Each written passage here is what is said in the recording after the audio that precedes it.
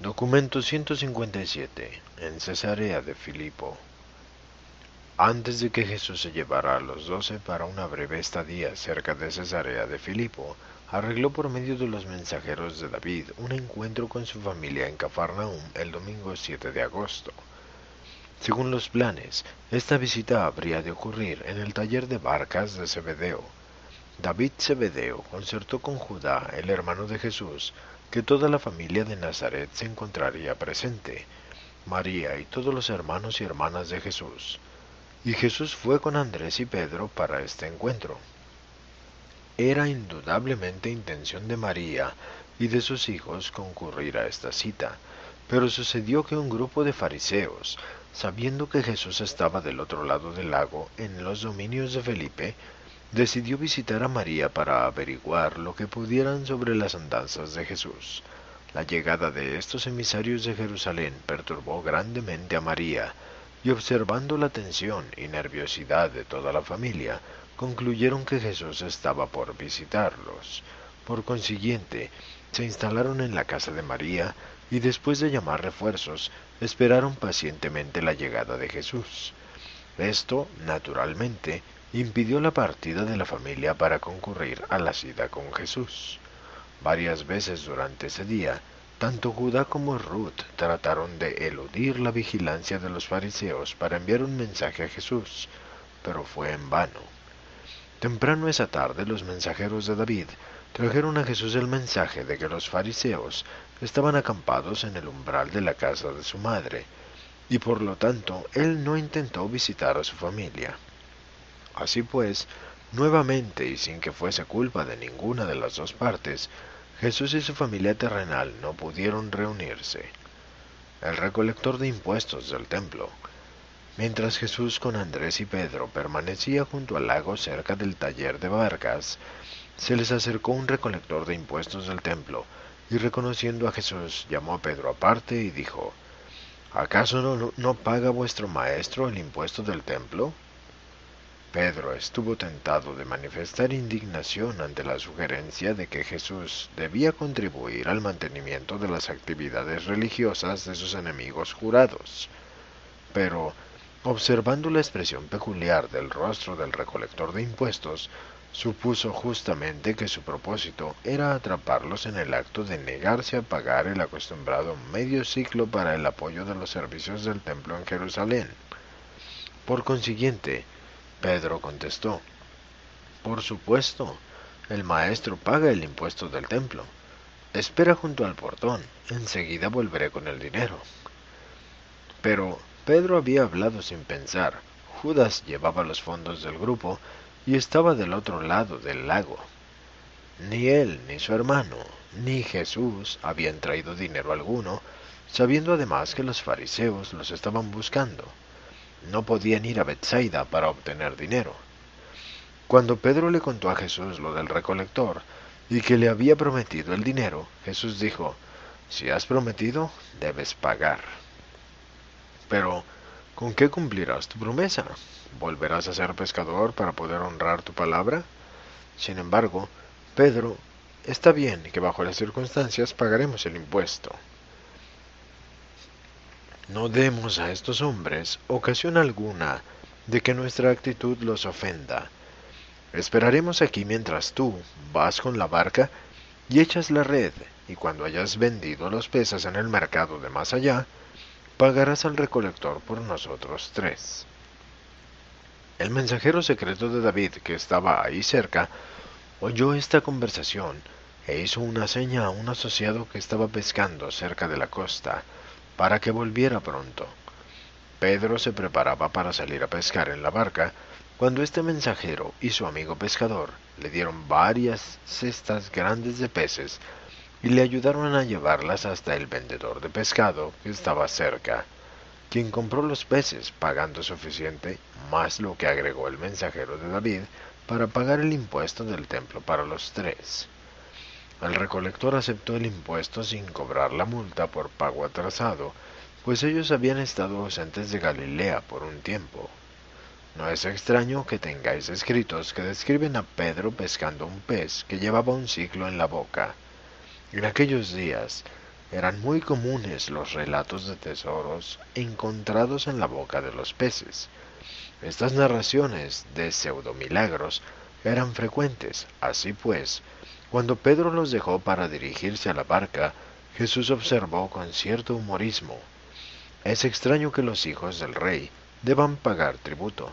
Generalmente es el extranjero quien debe pagar el impuesto para mantener la corte, pero es bueno que no seamos un escollo para las autoridades. Vete, pues, tal vez pesques el pez que lleva un ciclo en la boca. Habiendo pues hablado así Jesús, y habiendo regresado Pedro tan rápidamente con el impuesto para el templo, no es sorprendente que este episodio más tarde se convirtiera en un milagro, tal como se ve en las palabras del que escribió el Evangelio según Mateo. Jesús con Andrés y Pedro esperó junto a la orilla del mar prácticamente hasta el atardecer. Los mensajeros le trajeron el mensaje de que la casa de María aún seguía estando bajo vigilancia. Por consiguiente, cuando oscureció, los tres hombres que aguardaban subieron a su barca y lentamente remaron hacia la costa este del mar de Galilea. En Betsaida Julias. El lunes 8 de agosto, mientras Jesús y los 12 apóstoles estaban acampados en el parque de Magadán, cerca de Betsaida Julias, más de 100 creyentes, los evangelistas, el cuerpo de mujeres y otros interesados en el establecimiento del reino, vinieron a Cafarnaúm para conferenciar. También vinieron muchos de los fariseos, al enterarse que Jesús estaba allí. A estas alturas, algunos de los saduceos se habían unido a los fariseos en sus esfuerzos por atrapar a Jesús. Antes de comenzar una conferencia a puertas cerradas con los creyentes, Jesús celebró una reunión pública en la que estuvieron presentes los fariseos, que provocaron al maestro y de otras maneras trataron de alborotar la asamblea. Dijo el dirigente de estos alborotadores: Maestro, nos gustaría que nos divulgues qué será el signo de tu autoridad para enseñar, y luego, cuando éste ocurra, todos los hombres sabrán que has sido enviado por Dios. Y Jesús les respondió: Cuando cae la noche, vosotros decís que hará buen tiempo, porque el cielo está rojo. Por la mañana hará mal tiempo, porque el cielo está rojo y bajo. Cuando veis una nube que sube al oeste, decís que lloverá. Cuando el viento sopla del sur, decís que hará gran calor. ¿Cómo puede ser que sepáis también discernir el rostro del cielo, pero seáis tan totalmente incapaces de discernir los signos de los tiempos? Los que quieren conocer la verdad ya han recibido un signo, pero ningún signo será otorgado a una generación de gente malévola e hipócrita. Después de hablar así, Jesús se retiró y se preparó para la conferencia de la noche con sus seguidores. En esta conferencia se decidió emprender una misión unida por todas las ciudades y aldeas de la Decápolis en cuanto Jesús y los 12 retornaran de su propuesta visita a Cesarea de Filipo. El maestro participó en este planteamiento para la misión de la Decápolis y despidiendo al grupo dijo: Yo os digo, cuidaos del fermento de los fariseos y los saduceos. No os engañéis por su exhibición de gran conocimiento y por su profunda lealtad a las formas de la religión. Preocupaos solamente por el espíritu de la verdad viviente y el poder de la religión verdadera. No es el temor de una religión muerta lo que los va a salvar, sino más bien su fe en una experiencia viviente de las realidades espirituales del reino. No se dejen enceguecer por el prejuicio ni paralizar por el miedo. Tampoco permitan que la reverencia por las tradiciones tanto pervierta su comprensión. Por sus ojos no vean y por sus oídos no oigan. No es propósito de la religión verdadera simplemente traer paz, sino más bien asegurar el progreso. No puede haber paz en el corazón ni progreso en la mente a menos que se enamoren de todo corazón de la verdad de los ideales de las realidades eternas. Los asuntos de la vida y de la muerte se exponen ante ustedes, los placeres pecaminosos del tiempo contra las realidades justas de la eternidad. Aún ahora, deberían comenzar a liberarse de la esclavitud del temor y de la duda al entrar a vivir una nueva vida de fe y esperanza. Cuando los sentimientos del servicio para con vuestros semejantes surjan en vuestra alma, No los ahoguéis cuando las emociones del amor por vuestro prójimo desborden en vuestro corazón. Expresad estos impulsos de afecto en un ministerio inteligente de las necesidades auténticas de vuestros semejantes. La confesión de Pedro. El martes por la mañana temprano, Jesús y los 12 apóstoles partieron del parque de Magadán hacia Cesarea de Filipo, la capital del dominio del tetrarca Felipe. Cesarea de Filipo estaba situada en una región de gran belleza, anidada en un valle encantador entre pintorescas colinas. Allí, donde el Jordán surgía de su curso de una caverna subterránea, las alturas del monte Hermón estaban a plena vista hacia el norte, mientras que las colinas hacia el sur ofrecían una vista maravillosa de la porción superior del Jordán y del mar de Galilea. Jesús había ido al monte Hermón en su primera experiencia con los asuntos del reino, y ahora, al ingresar en la etapa final de su obra, deseaba retornar a este monte de prueba y triunfo, donde esperaba que los apóstoles pudieran alcanzar una nueva visión de sus responsabilidades y adquirir nuevas fuerzas para los tiempos difíciles que se avecinaban.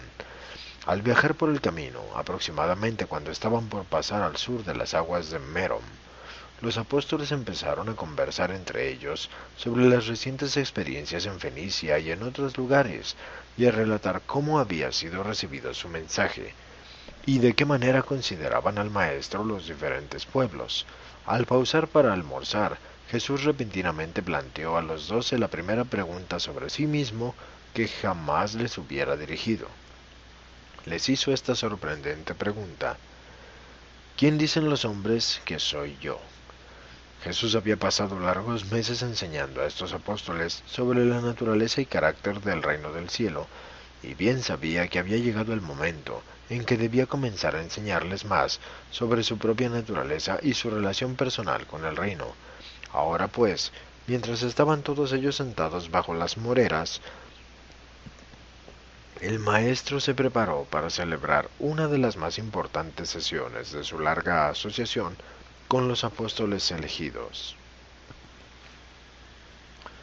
Más de la mitad de los apóstoles participaron en responder a la pregunta que Jesús hizo, y le dijeron que era un considerado profeta o un hombre extraordinario por todos quienes lo conocían, que aun sus enemigos mucho le temían, explicando su poder por la acusación de que estaba aliado con el príncipe de los diablos. Le dijeron que algunos en Judea y Samaria, que no lo habían conocido personalmente, creían que era Juan el Bautista resucitado.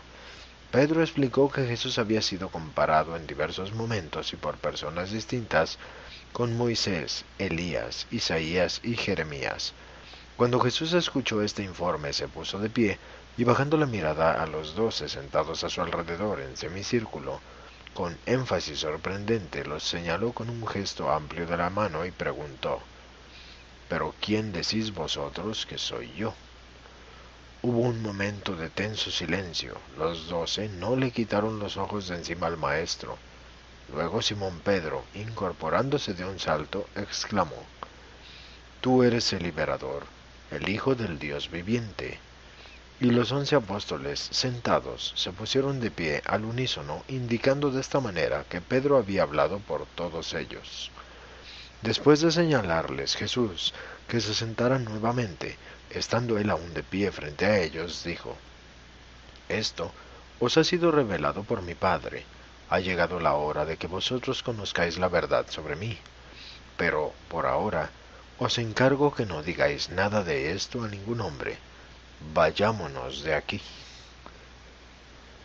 Así pues reanudaron su viaje a Cesarea de Filipo. Llegaron tarde esa noche y se alojaron en la casa de Celsus, quien los estaba esperando. Los apóstoles durmieron poco esa noche. Parecían sentir que había ocurrido un acontecimiento trascendental en su vida y en la obra del reino. La conversación sobre el reino. Desde el momento en que Jesús fue bautizado por Juan y después de la transformación del agua en vino en Caná, los apóstoles virtualmente lo habían aceptado en varias ocasiones como el Mesías. Por cortos periodos, algunos de ellos habían creído sinceramente que él era el libertador esperado. Pero si bien surgían esas esperanzas en su corazón, el Maestro las hacía añicos mediante una palabra devastadora o una acción desilusionante. Hacía mucho tiempo que vivían ellos en un torbellino constante debido al conflicto entre el concepto del Mesías esperado que tenían en su mente y la experiencia de su asociación extraordinaria con este hombre que llevaban en el corazón. Era tarde por la mañana de este miércoles cuando los apóstoles se reunieron en el jardín de Celsus para almorzar. Durante buena parte de la noche, y desde que se levantaron esa mañana, Simón Pedro y Simón el Celote se habían empeñado en convencer a sus hermanos de que aceptaran al Maestro de todo corazón, no solamente como el Mesías, sino también como el Hijo Divino del Dios viviente. Los dos Simones estaban casi completamente de acuerdo en su estimación de Jesús y trabajaron diligentemente para convencer a sus hermanos de que aceptaran plenamente su punto de vista. Aunque Andrés continuaba siendo el director general del cuerpo apostólico, su hermano Simón Pedro se estaba volviendo cada vez más, por consentimiento general, el portavoz de los 12. Estaban todos sentados en el jardín a eso del mediodía, cuando apareció el maestro. Todos ellos lucían una expresión solemne y digna, y todos se pusieron de pie cuando él se acercó. Jesús alivió la tensión con esa sonrisa fraternal y amistosa tan característica en él toda vez que sus seguidores se tomaban a sí mismos, o tomaban un acontecimiento con ellos relacionado, demasiado en serio. Con un gesto perentorio indicó que se sentaran. Nunca más recibieron los 12 a su maestro poniéndose de pie al aparecer él ante ellos. Se dieron cuenta de que no le agradaban esas muestras exteriores de respeto. Después de compartir el almuerzo y de discutir los planes para la gira venidera de la Decápolis, Jesús inesperadamente fijó en ellos la mirada diciendo: «Ya que ha pasado un día entero desde que estuvisteis de acuerdo con la declaración de Simón Pedro sobre la identidad del Hijo del Hombre, deseo preguntaros si vuestra decisión aún es la misma». Al oír esto, los 12 se pusieron de pie, y Simón Pedro, adelantándose unos pocos pasos hacia Jesús, dijo: «Sí, Maestro, sí. Creemos que tú eres el Hijo del Dios viviente». Y enseguida Pedro se sentó con sus hermanos. Jesús, aún en pie, dijo entonces a los 12: «Sois mis embajadores elegidos, pero sé que en estas circunstancias no podéis basar esta creencia en un simple conocimiento humano. Esta es una revelación del Espíritu de mi Padre a vuestra alma más íntima. Así pues, al hacer vosotros esta confesión por el entendimiento del Espíritu de mi Padre que reside en vosotros, me veo llevado a declarar que sobre estos cimientos construiré yo la hermandad del reino del cielo.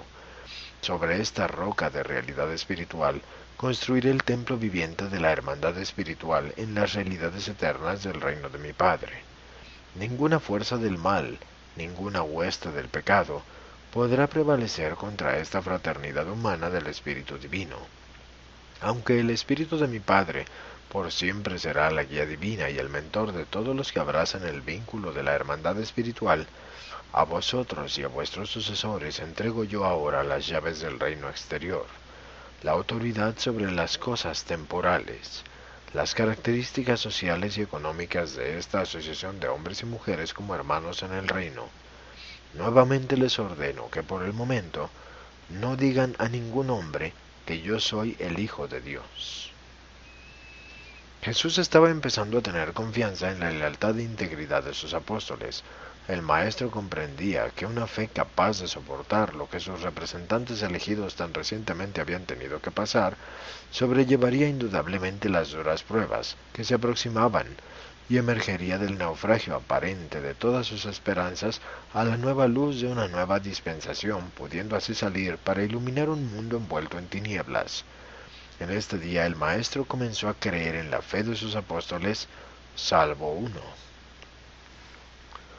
Y desde entonces ha estado Jesús construyendo este templo viviente sobre los mismos cimientos eternos de su filiación divina, y los que así llegan a tener autoconciencia de que ellos son hijos de Dios son las piedras humanas que integran este templo viviente de filiación erigido para glorificar y honrar la sabiduría y el amor del Padre eterno de los espíritus. Y cuando Jesús hubo así hablado, ordenó a los 12 que se retiraran a solas en las colinas para procurar sabiduría, fuerza y guía espiritual hasta la hora de la comida vespertina. Así pues hicieron ellos lo que el maestro les advirtió.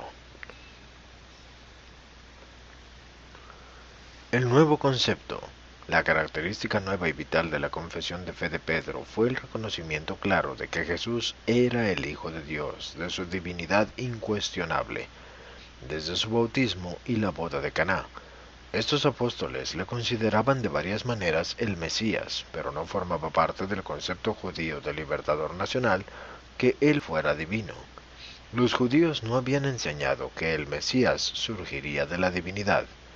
Él sería el ungido, pero apenas sí habían considerado que era el Hijo de Dios.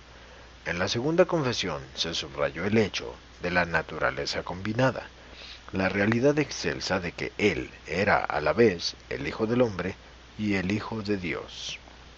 Y sobre esta gran verdad de la unión de la naturaleza humana con la naturaleza divina, declaró Jesús que construiría el reino del cielo. Jesús había tratado de vivir su vida en la tierra y completar su misión de auto-otorgamiento como el Hijo del Hombre. Sus seguidores se inclinaban a considerarlo el Mesías esperado, sabiendo que no satisfacería jamás estas expectativas mesiánicas. Él intentó modificar el concepto de ellos sobre el Mesías sabiendo esto, en una forma que le permitiera satisfacer parcialmente las ansias de ellos, pues ellos querían que él fuera el Mesías, pero él sabía muy bien que no satisfaría esas necesidades. Pero ahora se había dado cuenta de que ese plan casi no podía ser llevado a cabo con éxito. Por consiguiente, eligió audazmente revelar un tercer plan, anunciar abiertamente su divinidad, reconocer la verdad de la confesión de fe de Pedro y proclamar directamente a los 12 que él era el Hijo de Dios. Durante 3 años había proclamado Jesús que él era el Hijo del Hombre, mientras que durante esos mismos 3 años los apóstoles insistieron en opinar con creciente convencimiento que él era el Mesías judío esperado. Ahora pues, él revelaba que era el Hijo de Dios, y que construiría el reino del cielo sobre el concepto de la naturaleza combinada del Hijo del Hombre y del Hijo de Dios. Había decidido que ya no se esforzaría por convencerlos de que él no era el Mesías. Se proponía, en cambio, revelar audazmente lo que él es, sin prestar atención a la determinación de ellos de persistir en considerarlo el Mesías. La tarde siguiente,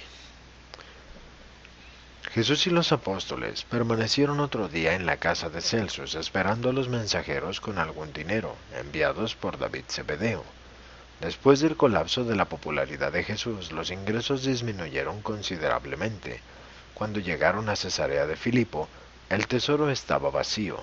Mateo no quería abandonar a Jesús y a sus hermanos en ese momento, y no disponía de fondos propios para entregar a Judas, como lo había hecho tantas veces anteriormente.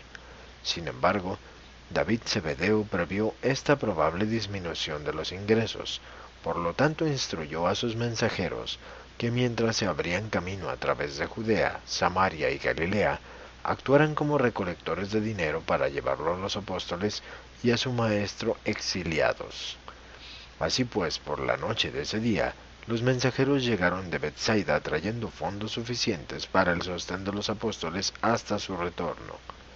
Antes de embarcarse en la gira por la Decápolis, Mateo calculaba que para entonces tendría un dinero proveniente de la venta de su última propiedad de Cafarnaúm, y ya había dispuesto que ese dinero fuera entregado anónimamente a Judas. Ni Pedro ni los demás apóstoles tenían un concepto adecuado de la divinidad de Jesús. Apenas sí comprendían que este era el comienzo de una nueva época en la carrera terrenal de su maestro, el tiempo en que el instructor curador se transformaría en el Mesías según un nuevo concepto, el Hijo de Dios. De ahí en adelante apareció en el mensaje del maestro una nueva nota. De aquí en adelante su único ideal del vivir fue la revelación del Padre, y la única idea en enseñar la de presentar a su universo la personificación de esa sabiduría suprema que tan solo puede ser comprendida si se la vive. Él vino para que podamos tener vida, y tenerla abundantemente. Ya pues entraba Jesús en la cuarta y última etapa de su vida humana en la carne. La primera etapa fue la de su niñez, un periodo en el que tan solo tenía una conciencia nebulosa de su origen, naturaleza y destino como ser humano. La segunda etapa correspondió a los años de desarrollo de la autoconciencia, su juventud y su ingreso en la edad adulta, durante la cual comprendió más claramente su naturaleza divina y su misión humana. Esta segunda etapa finalizó con las experiencias y revelaciones asociadas con su bautismo. La tercera etapa de la experiencia terrenal del Maestro se extendió desde el bautismo, a través de los años de su ministerio como maestro y curador, hasta el momento importante de la confesión de la fe de Pedro en Cesarea de Filipo. Este tercer periodo de su vida terrenal comprendió la época en que sus apóstoles y seguidores inmediatos le conocieron como el Hijo del Hombre y le consideraron el Mesías. El cuarto y último periodo de su carrera terrenal comenzó aquí, en Cesarea de Filipo, continuando hasta la crucifixión. Esta etapa de su ministerio fue caracterizada por su reconocimiento de una divinidad y comprendió las labores de su último año en la carne. Durante este cuarto periodo, aunque la mayoría de sus seguidores aún le consideraban el Mesías, fue conocido por los apóstoles como el Hijo de Dios. La confesión de Pedro marcó el comienzo de un nuevo periodo de mayor comprensión de la verdad de su ministerio supremo para todo un universo como hijo autootorgador en Urantia, y el reconocimiento de ese hecho, por lo menos en forma nebulosa, por parte de sus embajadores elegidos. Así pues, ejemplificó Jesús en su vida lo que enseñó en su religión, el crecimiento de la naturaleza espiritual mediante la técnica del progreso del vivir. No hizo hincapié, aunque sí hicieron sus seguidores más adelante, sobre la lucha incesante entre el alma y el cuerpo. Más bien enseñó que el espíritu vencerá fácilmente a los dos y reconciliará eficaz y provechosamente muchos de los elementos de esta guerrilla entre el intelecto y el instinto. A partir de ese momento, se vincula una nueva significación a todas las enseñanzas de Jesús. Antes de Cesarea de Filipo, él explicó el Evangelio del Reino presentándose como su instructor principal. Después de Cesarea de Filipo, ya no apareció meramente como maestro, sino como representante divino del Padre Eterno, que es el centro y circunferencia de este reino espiritual. Y fue necesario que hiciera todo esto como ser humano, como el Hijo del Hombre. Jesús había intentado sinceramente conducir a sus seguidores al reino espiritual actuando como un instructor, luego como instructor y curador, pero no hubo caso. Bien sabía que su misión en la tierra no podría de ninguna manera satisfacer las expectativas mesiánicas del pueblo judío. Los antiguos profetas habían concebido a un Mesías que él jamás podría ser. Intentó establecer el reino de su padre, actuando como el Hijo del Hombre, pero sus seguidores no pudieron seguirlo en esa senda. Jesús, viendo esto, decidió pues salir al encuentro de sus creyentes, preparándose así para asumir abiertamente el papel del Hijo de Dios auto-otorgador. Por lo tanto, este día en el jardín, los apóstoles escucharon de Jesús muchas cosas nuevas. Algunas de sus declaraciones les resultaban extrañas aún a ellos. Entre otros anuncios sorprendentes, escucharon declaraciones como las siguientes: de ahora en adelante, si un hombre quiere asociarse con nosotros, que cargue con las obligaciones de la filiación y que me siga.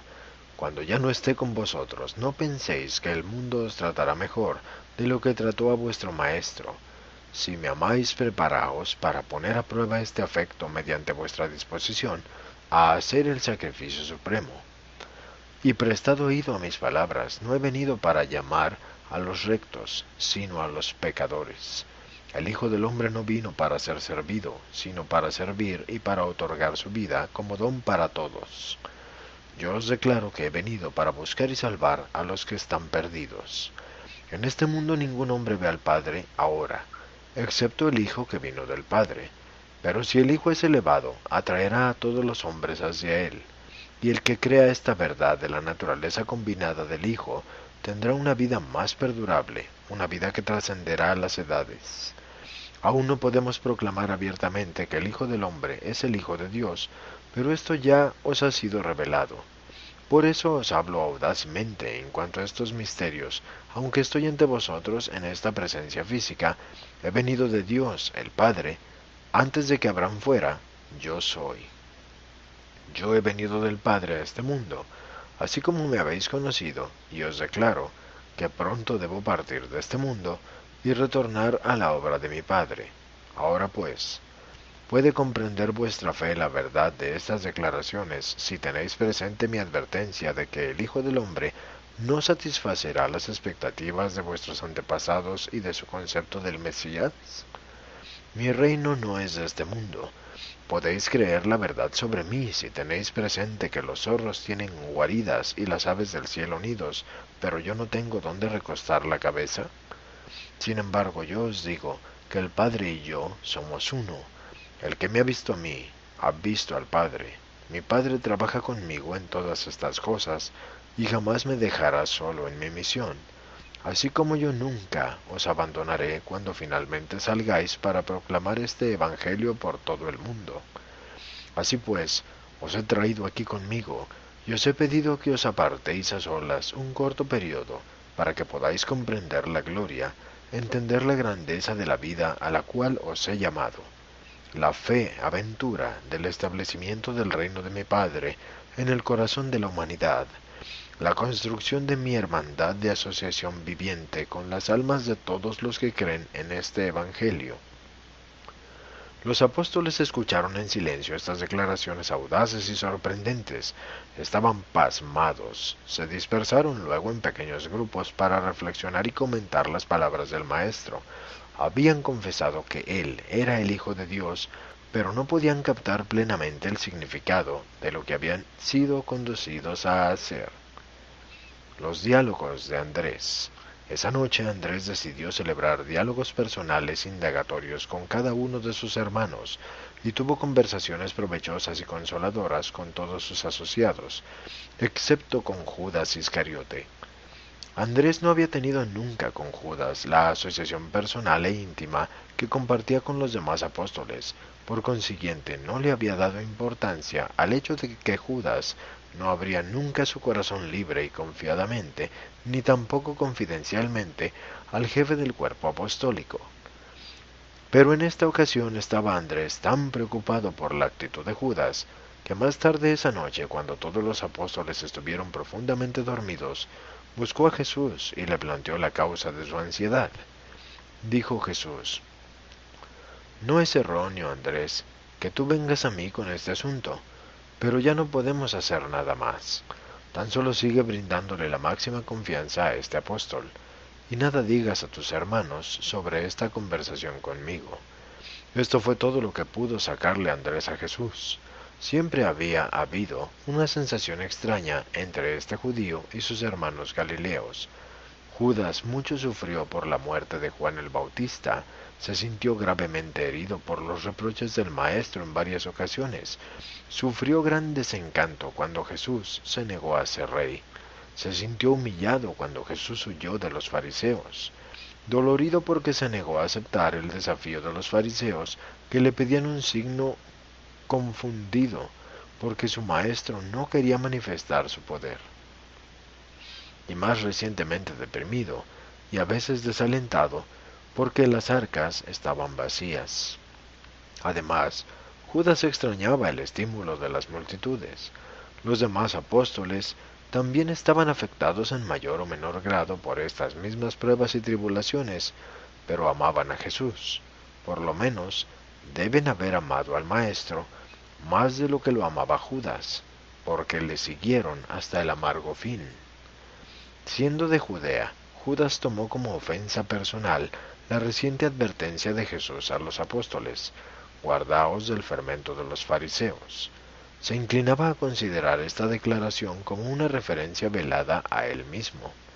Pero el gran error de Judas fue, una y otra vez, cuando Jesús enviaba a sus apóstoles a que oraran a solas, Judas, en vez de buscar una comunión sincera con las fuerzas espirituales del universo, se dejaba llevar por pensamientos basados en el temor humano y persistía en albergar dudas insidiosas sobre la misión de Jesús, dejándose llevar por su tendencia desafortunada a cobijar sentimientos de venganza. Ahora pues, Jesús quería llevar a sus apóstoles consigo al monte Hermón, donde había decidido inaugurar la cuarta fase de su ministerio terrenal como Hijo de Dios. Algunos de ellos habían estado presentes en su bautismo en el Jordán y habían presenciado el comienzo de su carrera como Hijo del Hombre, y él deseaba que algunos de ellos también estuvieran presentes para escuchar su autoridad para la asunción del nuevo y público papel del Hijo de Dios. Por consiguiente, en la mañana del viernes 12 de agosto, Jesús dijo a los 12, «Preparad provisiones y preparaos para viajar allende la montaña, donde el Espíritu me pide que vaya para ser provisto para terminar mi obra en la tierra, y deseo llevar conmigo a mis hermanos para que también puedan ser fortalecidos para los tiempos difíciles de esta experiencia que se aproxima».